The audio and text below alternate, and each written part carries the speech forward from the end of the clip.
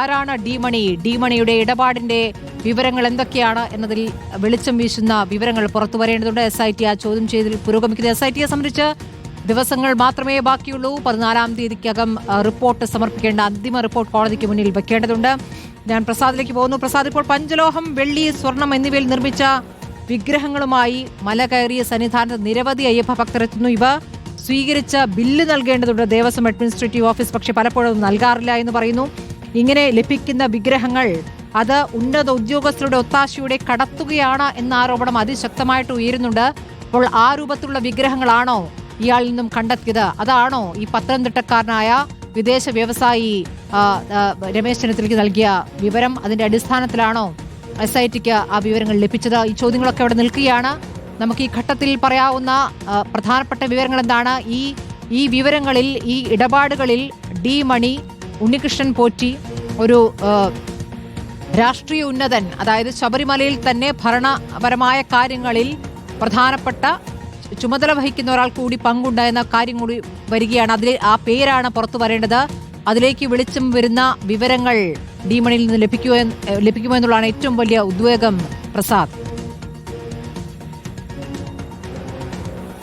ഉറപ്പായും സ്മൃതി, അതുതന്നെയാണ്. ദുരൂഹതകൾ ഏറെയാണ് ഇതിൽ. നമുക്ക് അറിയാവുന്നത് ശബരിമലയിൽ അയ്യപ്പന്റെ വിഗ്രഹം മാറ്റി നിർത്തിക്കഴിഞ്ഞാൽ മറ്റൊരു പഞ്ചലോഹ വിഗ്രഹം ഇല്ല എന്നുള്ളതാണ്. പക്ഷേ സ്മൃതി പറഞ്ഞതുപോലെ പല അയ്യപ്പ ഭക്തന്മാരും അവിടെ ശബരിമലയിലേക്ക് കൊടുക്കുന്നത് കൃത്യമായി ബില്ലില്ലാതെ മറ്റുമായി സ്ട്രോങ് റൂമിൽ സൂക്ഷിക്കാതെയൊക്കെ മറിഞ്ഞു പോകുന്നുണ്ടോ എന്ന സംശയത്തിലേക്കാണ് കാര്യങ്ങൾ നീങ്ങുന്നത്. ഇനിയിപ്പോൾ ശബരിമലയിലേതല്ലെങ്കിൽ മറ്റ് തിരുവിതാംകൂർ ദേവസ്വം ബോർഡിന് കീഴിലെ ഏതെങ്കിലും ക്ഷേത്രങ്ങളെയോ അല്ലെങ്കിൽ മറ്റേതെങ്കിലും ക്ഷേത്രങ്ങളെയോ ലക്ഷ്യം വെച്ചുകൊണ്ടുള്ള വിഗ്രഹ മോഷണവും വിഗ്രഹ കടത്തുമാണോ ഇവർ നടത്തിയിരിക്കുന്നത് എന്നുള്ളതാണ് പ്രധാനപ്പെട്ട കാര്യം. തുടക്കം മുതൽ തന്നെ ഈ പ്രവാസി വ്യവസായി നൽകിയ വിവരങ്ങൾ, ആ വിവരങ്ങളെ വളരെ ഗൗരവത്തോടു കൂടി തന്നെയാണ് പ്രത്യേക അന്വേഷണ സംഘം എടുത്തിരിക്കുന്നത്. അതായത് അങ്ങനെ ഒരാൾ വെറുതെ ഒരു കാര്യം രമേശ് ചെന്നിത്തലയെ പോലെ ഒരാളോട് പറയില്ല എന്ന കാര്യം നന്നായിട്ടറിയാം. മാത്രമല്ല അക്കാര്യങ്ങളിൽ പ്രാഥമികമായ ഒരു പഠനം നടത്തിയതിന് ശേഷമാണ് രമേശ് ചെന്നിത്തല ഇക്കാര്യം പ്രത്യേക അന്വേഷണ സംഘത്തിന് മുമ്പാകെ മൊഴി നൽകാനുള്ള തീരുമാനമുണ്ടായതും അതിന്റെ ഭാഗമായാണ് മാധ്യമങ്ങളെ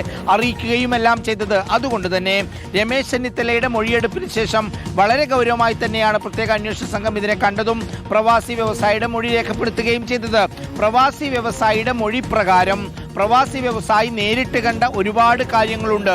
ആ കാര്യങ്ങളിൽ വ്യക്തത വരുത്തുന്നതിന്റെ ഭാഗമായി പ്രാഥമികമായി ഫോണിൽ ഈ മണി എന്നയാളെ വിളിച്ച് കാര്യങ്ങൾ അന്വേഷിച്ചപ്പോഴാണ് ഇതിന്റെ ഒരു ഗൗരവത്തിലേക്ക് പ്രത്യേക അന്വേഷണ സംഘം വന്നതും ഇത് ഗൗരവമായി പരിശോധിക്കേണ്ട വസ്തുതയാണ് എന്ന തീരുമാനത്തിലേക്ക് സംഘത്തിലെ ഓരോ ഉദ്യോഗസ്ഥരും എത്തുകയും ചെയ്യുന്നത്.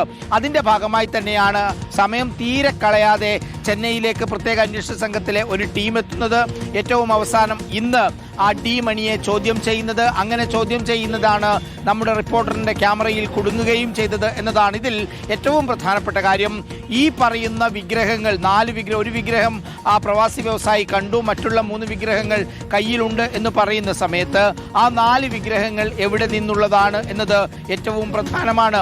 അങ്ങനെയെങ്കിൽ ഏതെങ്കിലും ക്ഷേത്രങ്ങളിൽ നിന്ന് നഷ്ടപ്പെട്ടിട്ടുണ്ടോ, അതല്ലെങ്കിൽ നേരത്തെ പറഞ്ഞതുപോലെ ശബരിമലയിലെ തന്നെ വേറെ ഏതെങ്കിലും സാധ്യതയുണ്ടോ എന്നുള്ളതാണ്. ഇനി ഉണ്ണികൃഷ്ണൻ പോറ്റി ശബരിമലയല്ലാതെ മറ്റ് ക്ഷേത്രങ്ങളിലെ ഇത്തരം വസ്തുക്കളും കൈകാര്യം ചെയ്യാനുള്ള ഇടനിലക്കാരനാണോ എന്നതാണ്. അതായത് സ്മാർട്ട് ക്രിയേഷൻസ് ചെയ്തിട്ടുള്ള വർക്ക് അത് ശബരിമലയിലേതു മാത്രമല്ല, സംസ്ഥാനത്തെ മറ്റു പല ക്ഷേത്രങ്ങളിലേക്കും സ്മാർട്ട് ക്രിയേഷൻസ് കടന്നിട്ടുണ്ട്. അങ്ങനെയെങ്കിൽ മറ്റു പല ക്ഷേത്രങ്ങളിലും ഉണ്ണികൃഷ്ണൻ പോറ്റിയെ പോലെയുള്ള ആളുകൾ ഇടനില നിന്നിട്ടാണോ ഇത് ചെയ്തത്? അതല്ല, ഉണ്ണികൃഷ്ണൻ പോറ്റി തന്നെ അതെല്ലാം ചെയ്തിട്ടുണ്ടോ എന്ന കാര്യങ്ങളിലേക്കെല്ലാം ഇത് വെളിച്ചം വീശേണ്ടതുണ്ട് അന്വേഷണം.